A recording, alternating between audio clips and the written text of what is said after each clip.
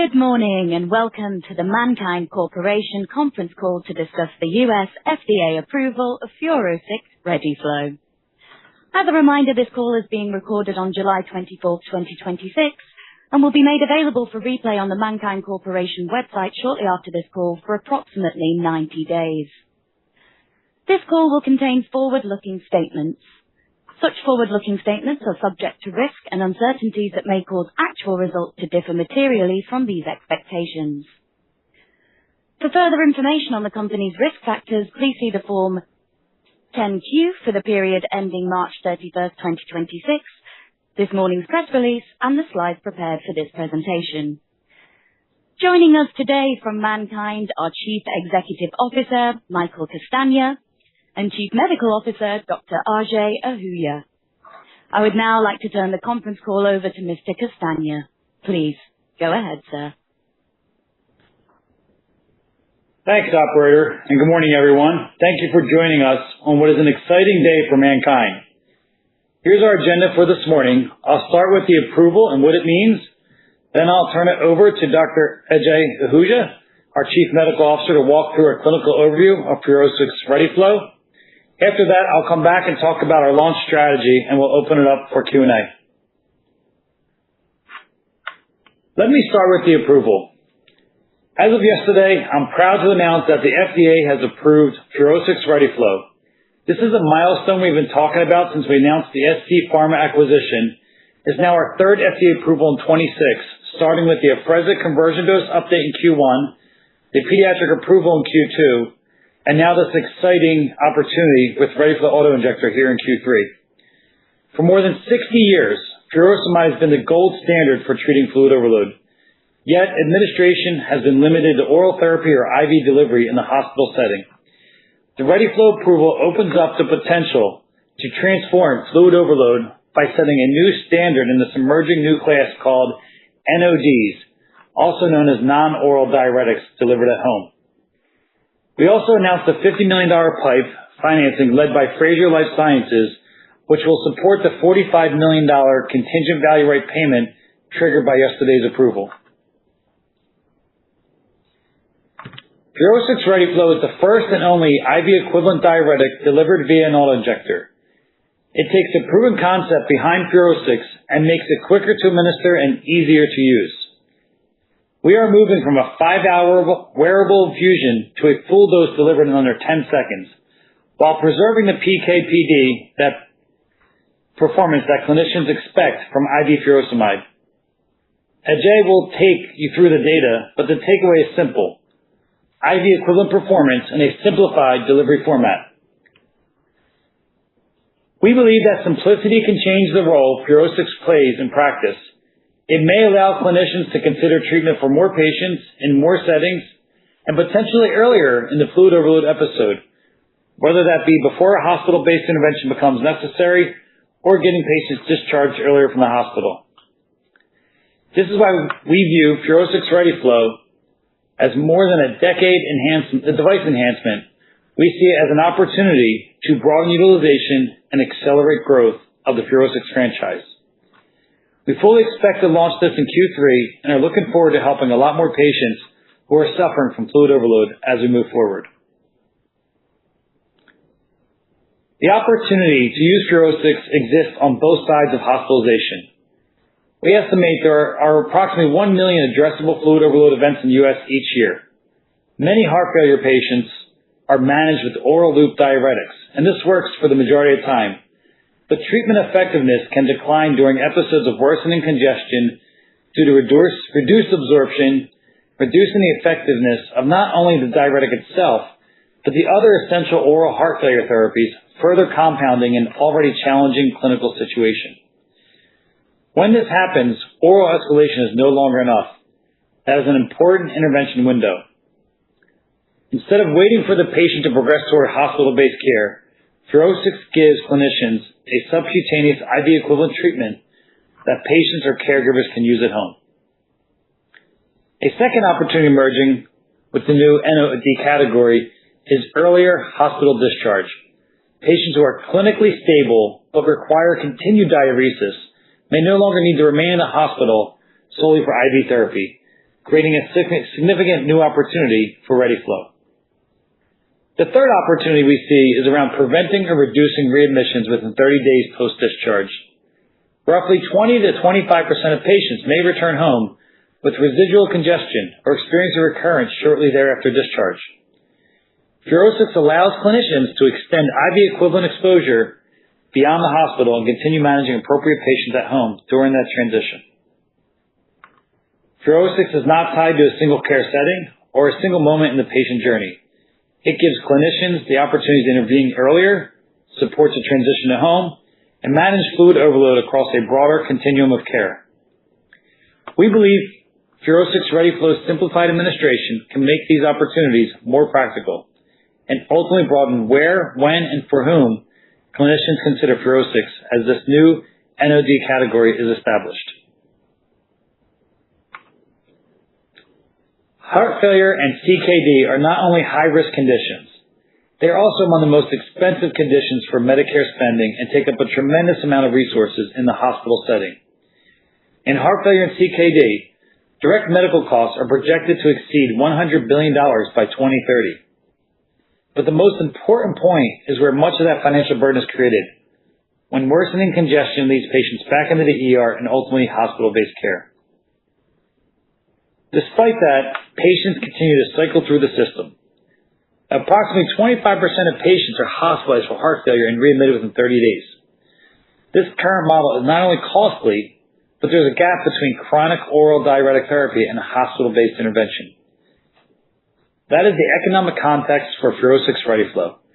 If clinicians can manage fluid overload events earlier and outside the hospital, the potential value extends beyond the treatment itself.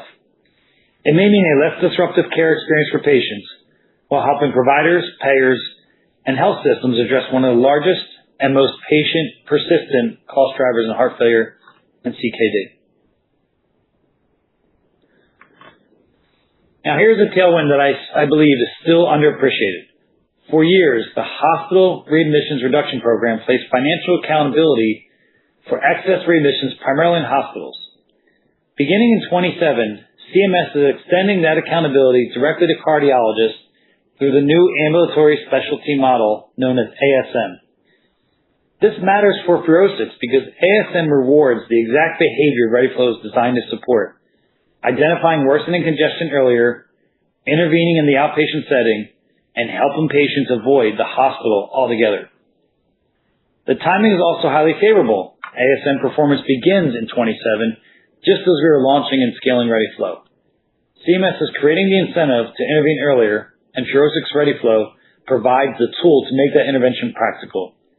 We believe that alignment can be a powerful catalyst for accelerated adoption beginning in 27.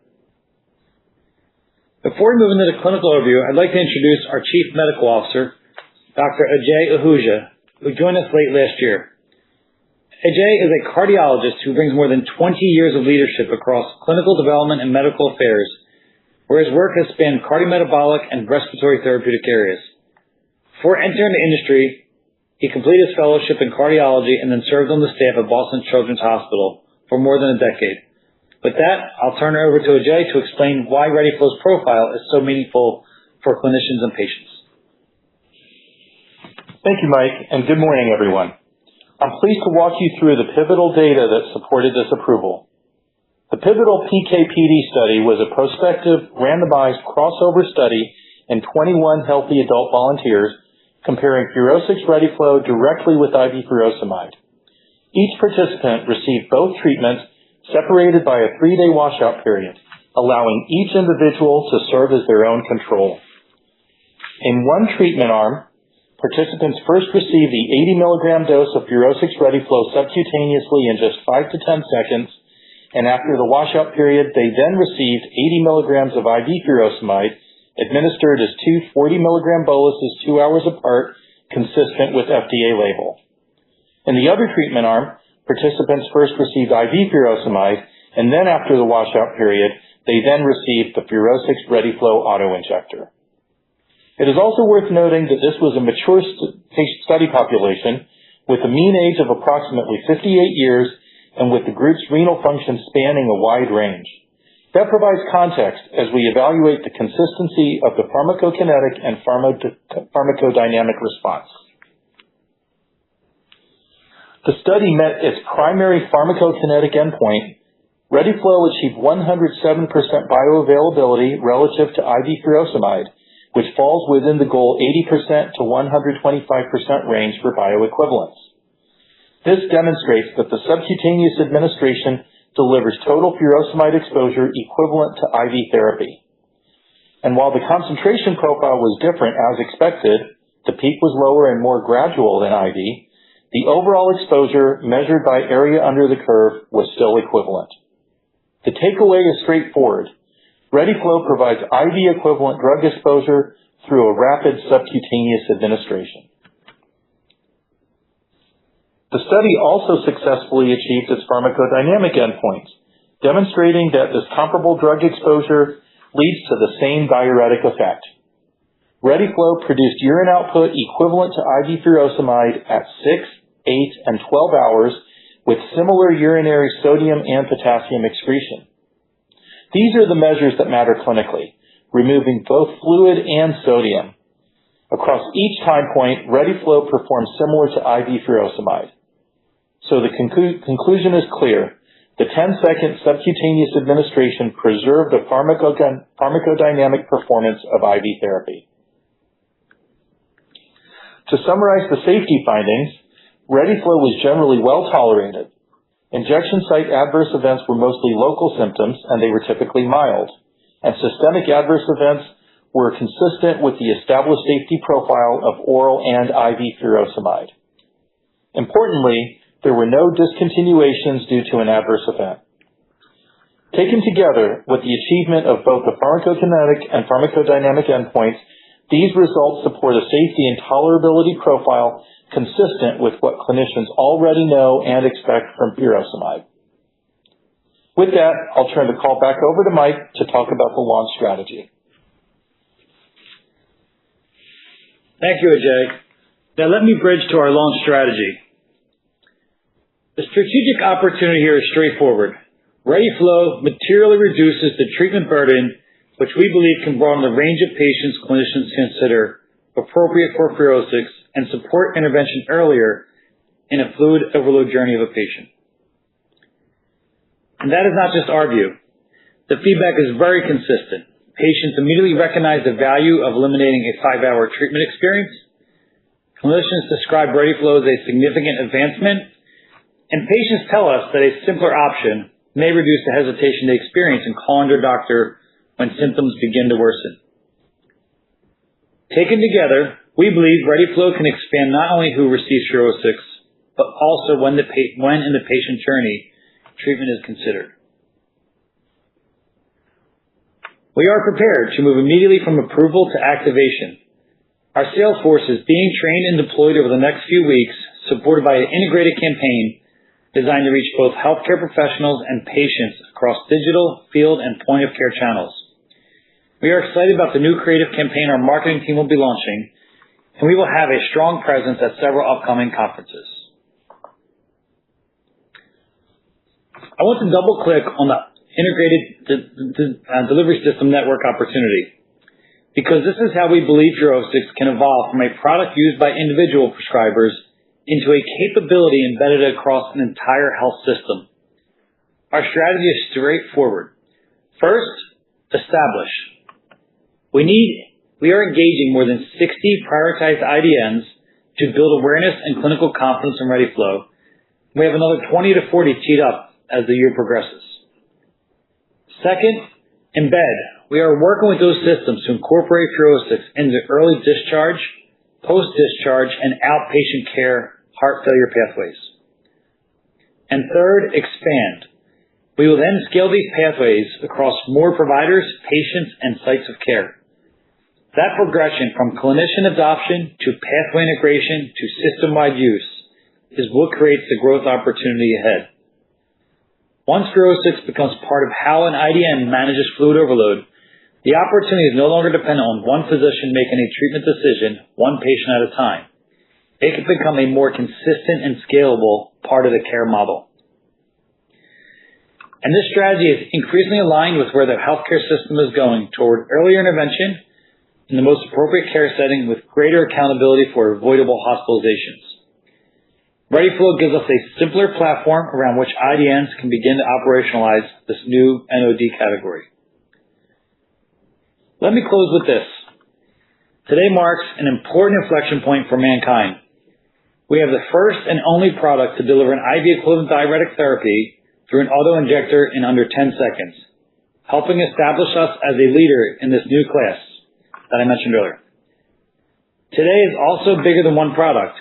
We have now delivered the two major approvals we set out to accomplish this year, Afrezza in pediatrics and Furoscix ReadyFlow, while continuing to advance nintedanib DPI toward its important clinical milestone. We expect to receive top-line results from our phase 1b study over the next few weeks. These accomplishments are tangible evidence that our strategy is working and that our transformation is into a more diversified, growth-oriented company is well underway. More importantly, the Furoscix ReadyFlow approval gives patients another way to manage fluid overload outside the hospital with far less disruption to their daily life. With that said, operator, I will now turn our call over for Q&A.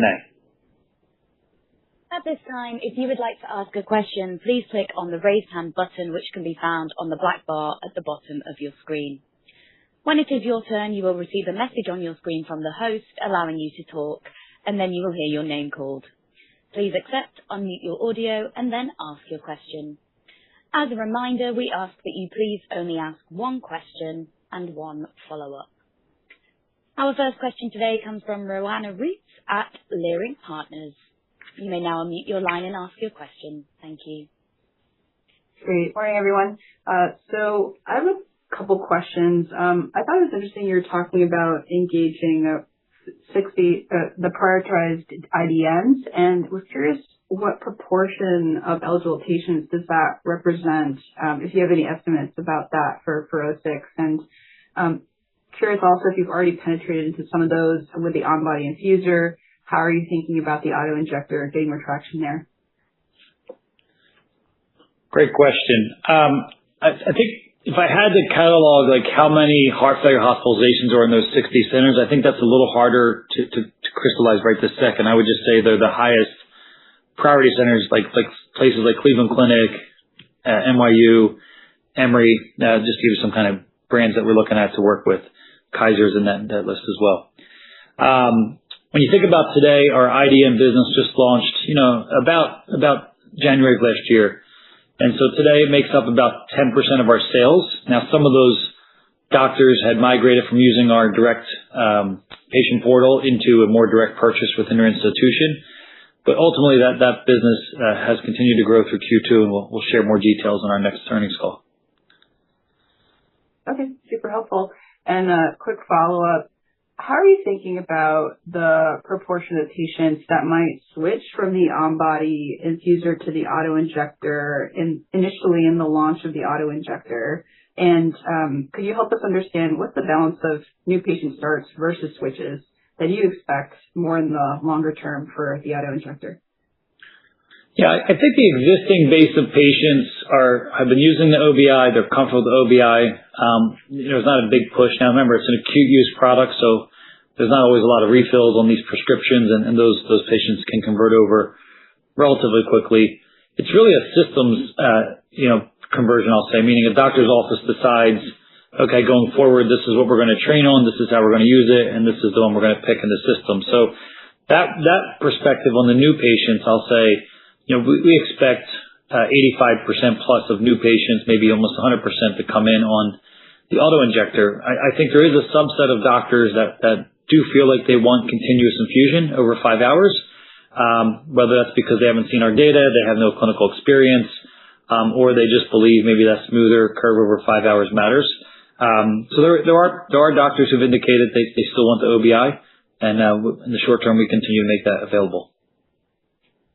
Okay, great. I'll hop back in the queue. Our next question today comes from Ben Burnett at Wells Fargo. Ben, you may now unmute your line and ask your question. Thank you. Hey, thank you, and congrats on the update. I wanted to ask, will there be any different pricing implications with the autoinjector relative to the infuser? We expect comparable pricing to the OBI. That's the easy answer. Okay. And then just on the sales force, do you foresee needing to make any adjustments either now or in the future to the sales force? So coming into the year, we made some adjustments to the sales force post-close of the FDA acquisition, and then we expanded the key account manager team.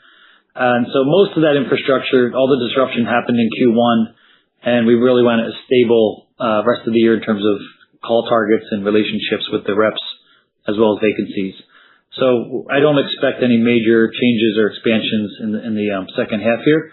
I think as we look at how sales continue to grow and we plan for 27, there's always opportunity to cover more physicians and nurse practitioners. Just to give you some color, there's about 60,000 targets between cardiologists, high treatment heart failure, as well as allied healthcare professionals with MPPAs.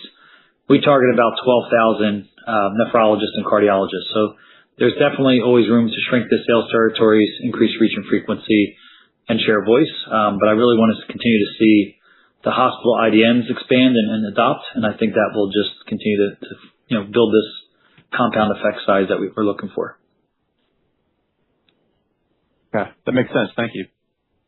Thank you. Our next question comes from Olivia Breyer at Cantor. Olivia, you may now unmute your line and ask your question. Thank you. Hi, good morning. Yeah, congrats on the approval. Looking forward to the launch. Can you walk us through how the ReadyFlow changes the unit economics versus the OBI? And then I know the focus is around gross margins, but does the lower cost structure maybe change how you think about product sampling and investing in market access and commercial expansion for Furoscix more broadly? I know you touched on Salesforce, but even outside of that. Great questions, Olivia, and great to hear from you. Thank you for joining us so early. So ReadyFlow, we previously communicated about a 70% reduction in potential COGS, and that's even becoming more severe as the Trump tariffs take effect here because of the on-body injector has many international components, unfortunately. So this couldn't have come at a better time in terms of the threats that come across society for tariffs.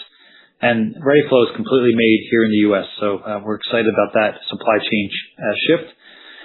So the economics will help free up some capacity. As we think about payers, majority of the use is Medicare and Medicaid, and they make decisions for 2027. Pretty much they can make improvements in formularies. They can't make negative changes per se. So we do expect, today, probably 40% of our scripts that come in don't have a prior authorization. That is something we're really focused on now with payers, which is they've indicated they'll have comparable coverage to the on-body infuser. So we don't expect any major changes in current coverage rates. But we do want to see how do we continue to remove the burden of a physician, an office, a patient on either the copay issues, which have been really hard this year for patients, or the administration is just getting access to the patient quickly. So that is something we are focused on, especially as we go into 27. You hit the nail on the head on samples. We have pulled back samples this year that definitely impacted us a little bit, but the cost of those samples are incredible with the on-body infuser, where with the auto-injector, the sample costs are dramatically reduced, and we will have sampling available at launch. Okay, very helpful. And then, Mike, as you think about the peak sales opportunity here, how would you characterize the hospital discharge opportunity versus actual ER prevention and keeping patients out of the hospital altogether? Yeah, I mean, if you just did the TAM of this, call it 700,000 to 1 million hospitalizations a year, the average prescription is 6 to 9 units, and you do the math on our net price, it's a $6 billion plus opportunity if everyone got treated effectively. So the market TAM is enormous, and so that to me is the biggest opportunity to transform healthcare and patient lives. And really, we were talking to a KOL the other day who described how patients come back for infections, and I'm like, yeah, that infection started in the hospital when they were sitting there. You may have discharged them, and 2 weeks later they popped back in for an infection. That's because they got sick in the hospital. So anything we can do to get these patients out of the hospital earlier, it's going to have a tremendous benefit to taxpayers and health systems and health plans. Whether bed sores, infections, readmissions for congestion. We just think there's a huge opportunity here. And while they're oral diuretics for the majority of patients work fine, they should. And this is meant to be acute in those really challenging situations. And so if you ask me, over the next 5 years, the hospital segment will become the largest, followed by that physician community practice. Okay, great. Thank you very much, and congrats again on the approval. Thank you.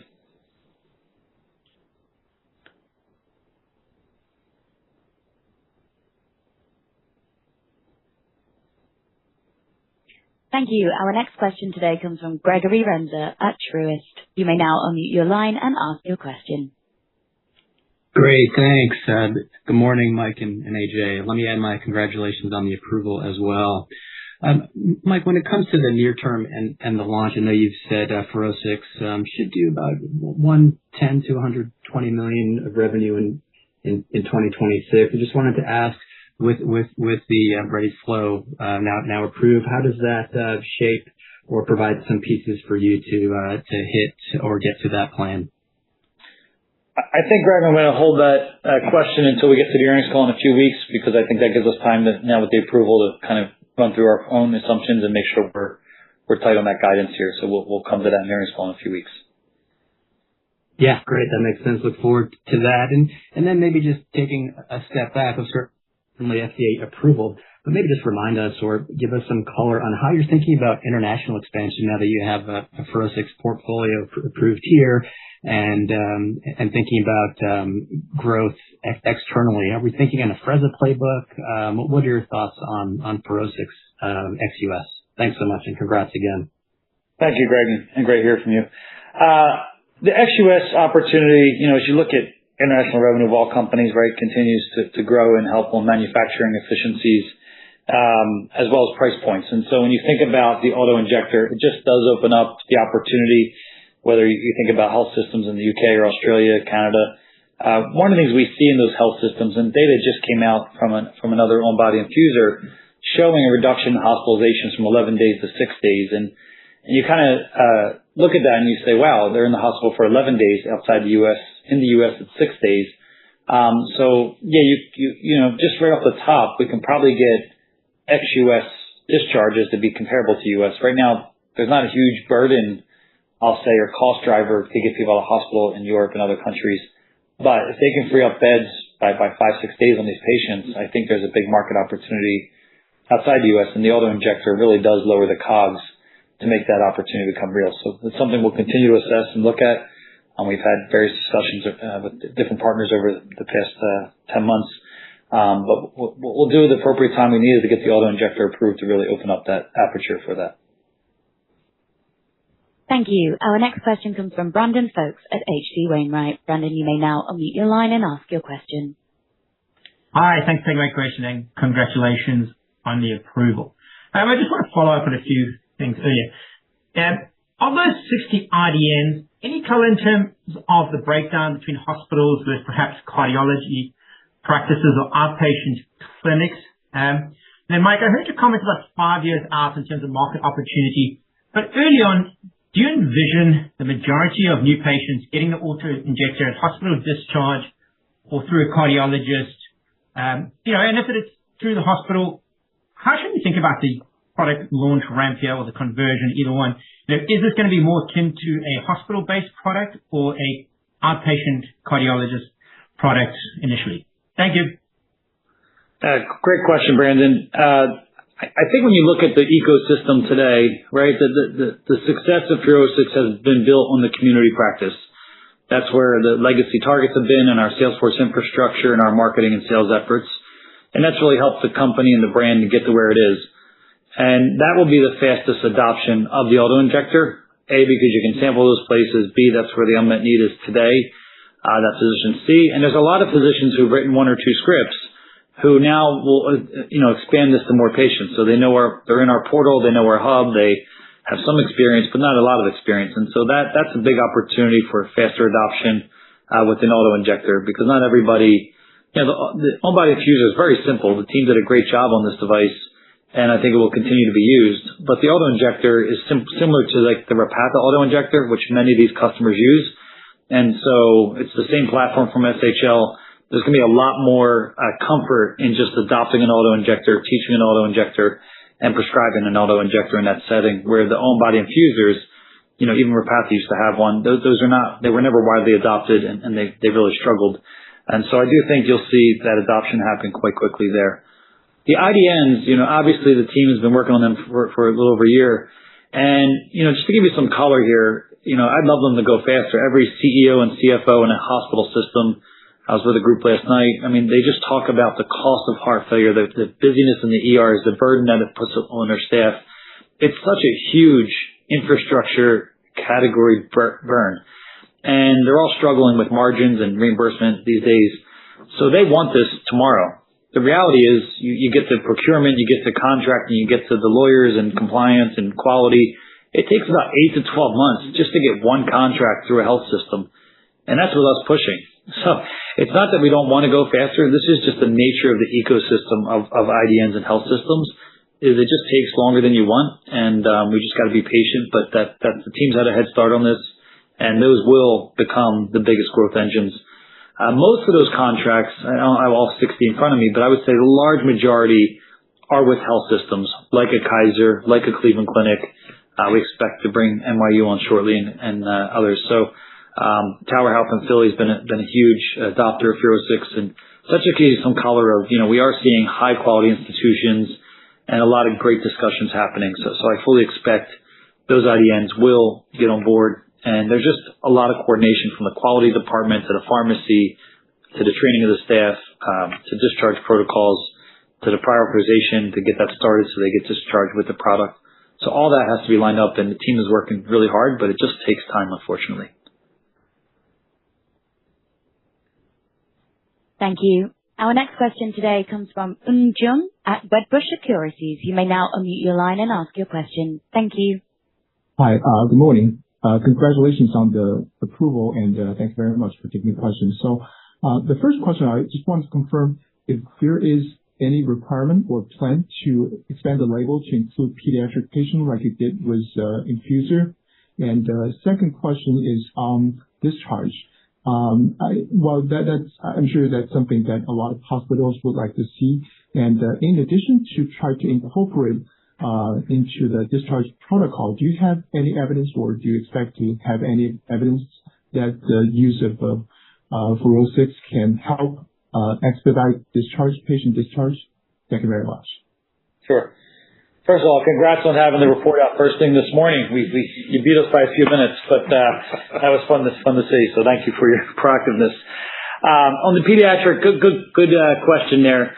So it's not a large segment opportunity, unfortunately, but for those patients who need it, obviously it's a great opportunity, and that's where the OBI is a unique situation with the bolus and continuous infusion. We are working on a 40 milligram autoinjector. And so that we expect to file and launch in the future, and that will open up that pediatric market opportunity. So it's just the nature of the 80 milligrams all at once in pediatrics that gave the concern there, that being able to break that up with a 40 milligram and then another 40 if you need it is going to open up that pediatric. So that's our plan, is to refile that with FDA and get it in that label that way. Your next question was around discharge and data generation. So obviously that study coming out of Europe, while not applicable to the U.S., gave you the signal of what's possible. There is some additional data and some small studies that were ongoing that you will hear, hopefully be presented at future conferences around this topic. But Ajay has been really working with some KOLs, and we were waiting for the auto-injector to kick off some real-world evidence generation here. And so we didn't want to start that a month or two before the approval. Let's get the approval. It makes it a lot easier to kick off those trials. So Ajay will be working full speed ahead to get those protocols off the ground and now implemented here in the second half. Right, thank you. Thank you. Our next question today comes from Anthony Petron at Mizuho Financial Group. Anthony, you may now unmute your line and ask your question. Thanks, and good morning, and congrats here on a great milestone for the company. Maybe first on channel, on on-body infuser, just again the recap of who's writing prescriptions today between nephrologists and cardiologists, and what does that sort of push in the cardiology channel look like? How do we sort of track that going forward here? How many net new cardiologists should we be thinking 1 year out, 2 years out? And then commercial coverage, just kind of milestones we should be looking for, and what what will prior authorization look like? I know in the study you had to step through an oral diuretic for 3 months. Is that something we'll probably see with the sub-Q formulation? Thanks.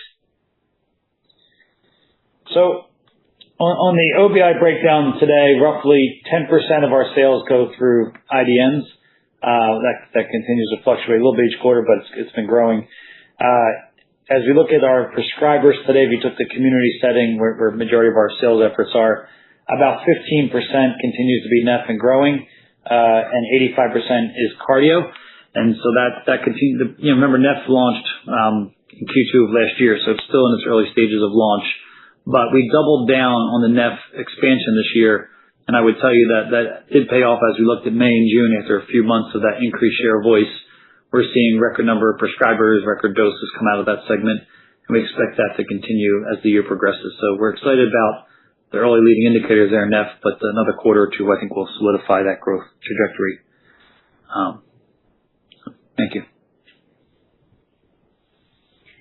Thank you. Our final question today comes from Sahil Dhingra at RBCM. You may now unmute your line and ask your question. Thank you. Hi. Thanks and good morning. This is Sahil Padagni. Our congratulations on the approval. So my first question is, on 2027 trajectory, recognizing that ReadyFlow will only have 4 months of contribution in 2026, how should we think about the full year 2027 Furoscix revenue opportunity? Is there a preliminary framework you can share on growth expectations once the auto-injector is fully ramped up?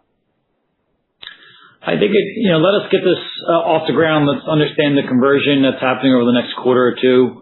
We obviously have a plan and some internal estimates, but we'd like to see how that flows out in the real world. And then we don't give general guidance yet for 27, but I think that is something we will weigh as we progress into 27 and in terms of the company grows, we get these products. It's very hard to give guidance this year. We just completed the acquisition. We had 2 FDA approvals, and we were making those investments. So, I think we will share some sentiment on the pediatric launch here on the Q2 call, as well as the second half here. But I think in 27, that'll be later this year, early next year at JP Morgan. Okay, thank you. That is helpful, Mike. And then my second question is on the one of the competitors, the SQ Innovation. So they recently presented RCT data showing four fewer hospital days with their subcutaneous furosemide, that's latex on you, versus standard IV care. And you mentioned in the Q1 call that you have trial results that should come out later this year, looking at early discharge. Can you update us on the timing of that data and whether you believe you will need an RCT to compete effectively in the hospital discharge segment? Thank you. I think on the Q2 earnings call, we'll have a little bit of an update there on the clinical section with a little bit double click down. Jay's been working on a lot of great opportunities, and we'll share a little more detail there in terms of what's coming. And some of these are internal, institutional driven, not even company sponsored events. And it's up to those institutions to ultimately publish and present their results. Some of them may not for competitive reasons. Some of them may want to for bragging rights. And so, but we are aware of the data at least, and so we are excited by what we're seeing. I think in that European study you mentioned, the challenge when you talk to U.S. customers is the average stay is about 5.5 days. And if you told them they could get a patient out in 1.5 days, i.e. a 4-day reduction, they basically say that's not possible. These patients are not yet stable and there. So I think the data in Europe, while important and an early indicator of what's possible for ex-U.S. markets, it's not yet transferable to the U.S. I think what people in the U.S. want to understand is, can we shave a day or two off? I think that would be very meaningful. And we do have some clinicians, really, really pushing that type of analysis and insight. And the other flip side is, we talk to payers. I think Anthony had a question on PAs and insurance. And that's one of our comments to payers is we're not looking to, block competition or anything. We want all patients to have all options available. We think that's really important for patient choice. What's more important is that there's really not PAs for patients because, if there's a prior auth and it comes in on a Friday, within 2 days, that patient's generally going to wind up in the ER and they're going to be stuck with a $20,000 bill. So our real thing with insurance companies is just educating that this is an acute use product in a very difficult situation. And we want to minimize the friction for that patient in that journey in the hospital system. And when you talk to PBMs, they obviously care about cost. That's their job. When you talk to regional health plans, they have so much effort put into heart failure and readmissions and Medicare quality scores and HEDIS scores that there's a disconnect sometimes. And it's our job to help bridge that gap and expand that team to call on the payers and make sure those health quality metrics are achieved. Because we think Furoscix will open up the window to help Medicare populations. And this year, I'd say on insurance, is copays are definitely staying higher longer because not as many people are hitting their copay caps because some of the key drugs like Entresto went generic. And so that's the foundation's dried up in terms of funding sources, and they're not hitting their cap as early. But that's another reason we want insurance companies to minimize the out-of-pocket costs because they're getting the opposite effect they want, which is hospitalizations. So a lot of good things happening, a lot of great discussions with insurance companies. We've met with all the PBMs, and we'll expect continued progress as the year progresses, getting ready for 27. Thanks, Mike, and we look forward to the Q2 earnings call for more updates. Thank you. This concludes the question and answer portion of today's call. I will now hand the call back to Michael Castagna for closing remarks. Thank you. Thank you, and thank you for everyone dialing in on such short notice. I want to thank the entire MannKind team who made today possible. Lots of hard work this year that no one ever really gets to see, but the team here at MannKind has delivered 2 major FDA opportunities that are transformative for the company. This milestone reflects your persistence, your expertise, and your commitment, and I just want to say thank you. We've delivered, and now our focus will turn to fully launch execution mode to realize the opportunity ahead to help patients living with diabetes as well as heart failure and CKD, and hopefully soon we'll be able to talk about IPF. So really exciting time, and thank you, operator, for everything, and we may now close the call. This concludes today's call. We thank you for your participation. You may now disconnect at this time.